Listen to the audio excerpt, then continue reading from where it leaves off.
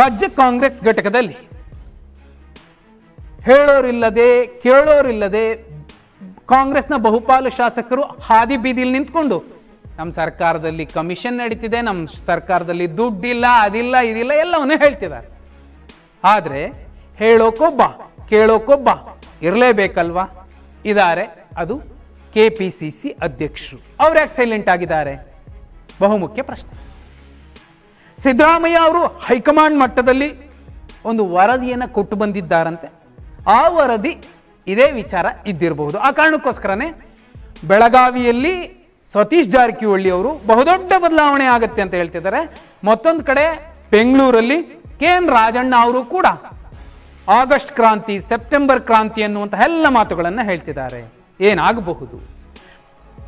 No doubt ಮುಖ್ಯಮಂತ್ರಿ ಬದಲಾವಣೆ ಆಗೋದಿಲ್ಲ. ಅಂತಹ ದುಸ್ಸಾಹಸಕ್ಕೆ ಕಾಂಗ್ರೆಸ್ ಹೈಕಮಾಂಡ್ ಕೈ ಹಾಕೋದಿಲ್ಲ. ಎರಡನೇದು, ಒಂದು ವೇಳೆ ಅದೇ ಆದರೆ ಸಿದ್ದರಾಮಯ್ಯ ಅವರ ಅತ್ಯಾಪ್ತರೇ ಹೀಗೆ ಮುಂದೆ ನಿಂತ್ಕೊಂಡು ಬಹುದೊಡ್ಡ ಬದಲಾವಣೆ ಆಗುತ್ತೆ, CM ಚೇಂಜ್ ಮಾಡ್ತಾರೆ ಅಂತ ಇಲ್ಲಿ ಹೇಳಿಕೆ ಕೊಡೋದಿಲ್ಲ. ಅದನ್ನು ಬಿಟ್ಟರೆ ಏನಾಗಬಹುದು? KPCC ಅಧ್ಯಕ್ಷರ ಬದಲಾವಣೆಯ ವಿಚಾರ ನಡೀತಿದೆ. KPCC ಅಧ್ಯಕ್ಷರ ಬದಲಾವಣೆ ಆಗಬಹುದು.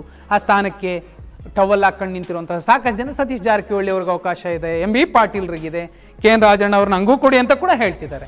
ಇದು ಒಂದು ಕಡೆ. ಆದರೆ ನಿಜಕ್ಕೂ ಏನಾಗಬಹುದು? ಸಂಪುಟ ವಿಸ್ತರಣೆ ಅಥವಾ ಪುನರ್ರಚನೆ ಆಗಬಹುದು. ಯಾರೆಲ್ಲ ಈಗ ಅನುದಾನ ಇಲ್ಲ, ಅದಿಲ್ಲ ಅಂತ ಕೊಕ್ಕೆ ಹಾಕೊಂಡು ನಿಂತಿದ್ದಾರೆ ಅವರೆಲ್ಲರೂ ಕೂಡ ಕೇಳ್ತಿರುವಂಥದ್ದು ಅಧಿಕಾರ. ಶಾಸಕ ಸ್ಥಾನದ ಅಧಿಕಾರ ಅಲ್ಲ, ಸಚಿವ ಸ್ಥಾನದ ಗೂಟದ ಕಾರಿನ ಅಧಿಕಾರ. ಆ ಕಾರಣಕ್ಕೋಸ್ಕರನೇ ಅಹಿಂದ ಮತವರ್ಗಗಳಿಂದ ಗೆದ್ದಂತಹ ಕಾಂಗ್ರೆಸ್ನಲ್ಲಿ ಅಹಿಂದ ನಾಯಕರು ಶಾಸಕರಿಗಿಂತಲೂ ಹೆಚ್ಚಾಗಿ ಈ ನಾಯಕರು ನನ್ನನ್ನು ಮಿನಿಸ್ಟ್ರು ಮಾಡಿಲ್ಲ ಅಂತ ಮಾತಾಡ್ತಿದಾರಲ್ಲ, ಇವರು ಸಿದ್ದರಾಮಯ್ಯ ಅವರ ವಿರುದ್ಧ ಧ್ವನಿ ಎತ್ತುತ್ತಿದ್ದಾರೆ.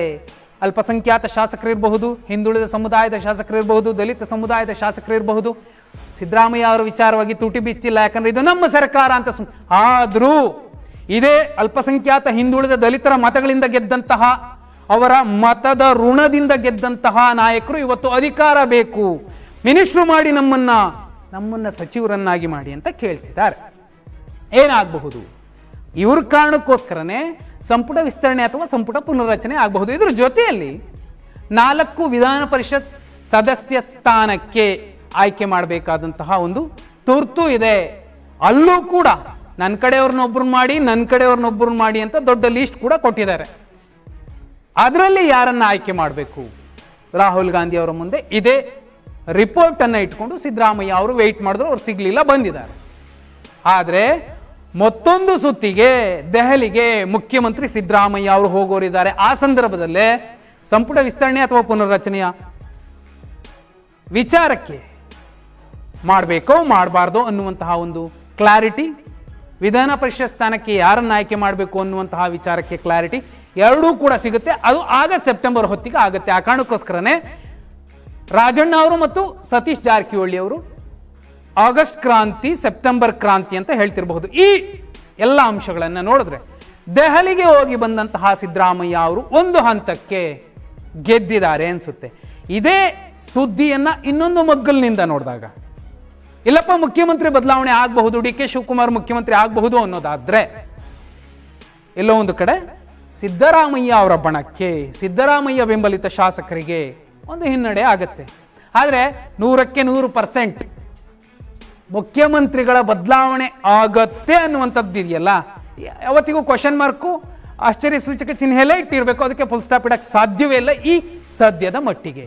ಹಾಗಿದ್ರೆ ದೆಹಲಿಯಿಂದ ಬಂದಂತಹ ಸಿದ್ದರಾಮಯ್ಯ ಅವರು BR ಪಾಟೀಲ್ರನ್ನ ಮತ್ತೆ ರಾಜು ಕಾಗೆ ಅವರನ್ನು ಸೇರಿದಂತೆ ಯಾರೆಲ್ಲ ಹೇಳಿಕೆಗಳನ್ನು ಕೊಟ್ಟರು ಅವರನ್ನೆಲ್ಲರನ್ನು ಕೂರಿಸ್ಕೊಂಡು ಮಾತಾಡಿದ್ದಾರೆ ಒಂದು ಸುತ್ತಿಗೆ. ಯಾಕೆ? ಡ್ಯಾಮೇಜ್ ಕಂಟ್ರೋಲ್ ಮಾಡಲಿಕ್ಕೆ. ಜೊತೆಯಲ್ಲಿ ಈ ಎಲ್ಲ ಹೇಳಿಕೆಗಳನ್ನು ಕೊಟ್ಟಂತೆ ಪರಮೇಶ್ವರ್ ಅವರು ಹೇಳಿದ್ರು ನಮ್ಮ ಹತ್ರ ದುಡ್ಡಿಲ್ಲ, ಸಿದ್ದರಾಮಯ್ಯನ ಹತ್ರನೇ ದುಡ್ಡಿಲ್ಲ, ನನ್ನ ಹತ್ರ ದುಡ್ಡಿಲ್ಲ ಅಂತ ಅವರನ್ನು ಕೂರಿಸ್ಕೊಂಡು ಒಂದು ಸುತ್ತಿನ ಮಾತುಕತೆ ನಡೆಸ್ತಾರೆ.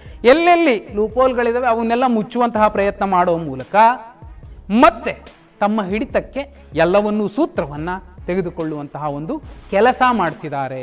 ಹಾಗಿದ್ರೆ ಮುಖ್ಯಮಂತ್ರಿ ಬದಲಾವಣೆ ಆಗತ್ತೆ ಅನ್ನೋದೇ ಆದ್ರೆ ಸಾಧ್ಯನಾ? ಅದು ಕಮೆಂಟ್ ಮಾಡಿ.